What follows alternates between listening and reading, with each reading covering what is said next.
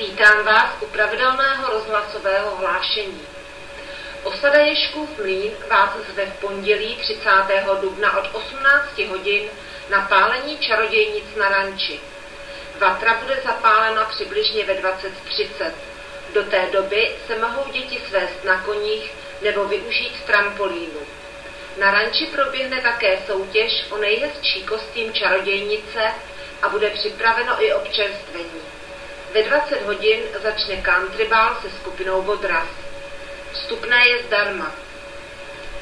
Doktorka Suchopárová oznamuje, že ve dnech 30.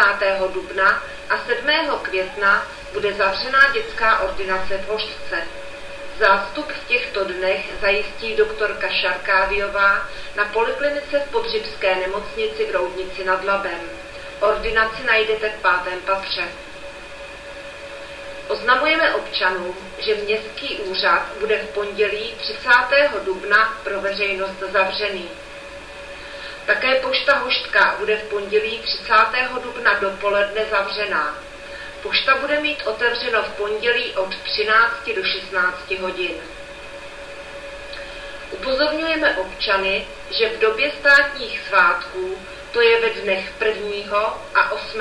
května, bude zavřený skládkový dvůr.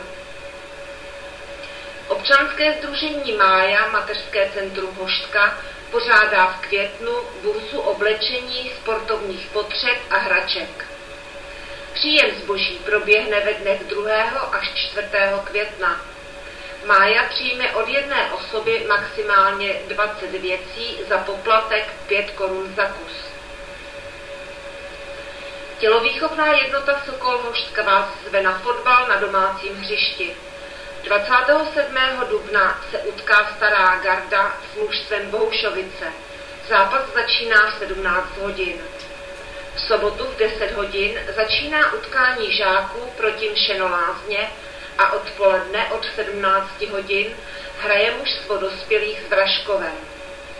Dorostencům přijďte fandit v neděli v 10 hodin. Soupeřem jim bude mužstvo Podlusky. Poslední informace je o 41. etapovém mezinárodním závodu míru juniorů, který povede také naším městem v pátek 4. května. Trasa přes Hoštku povede ve směru od Velešic, ulicí Petra Bezruče přes náměstí Svobody, bude pokračovat Litoměřickou ulicí směrem na hlavní silnici spojující Štětí, Roudnici a Litoměřice. Průjezd účastníků závodu míru juniorů se očekává mezi 17. hodinou až 17:30. Žádáme všechny obyvatele, aby v tomto uvedeném čase neparkovali svými vozidly na komunikacích v uvedených ulicích a dodržovali pokyny pořadatelů. Pejskařům doporučujeme nechat své mazlíčky doma. Po průjezdu závodníků naším městem pojede kolona dalších dobrovolných vozidel. Proto ještě nějakou dobu nevstupujte do vozovky. Nenechte si ujít v pátek 4. května závod míru juniorů a přijďte se podívat. Přeji vám krásné a slunečné odpoledne.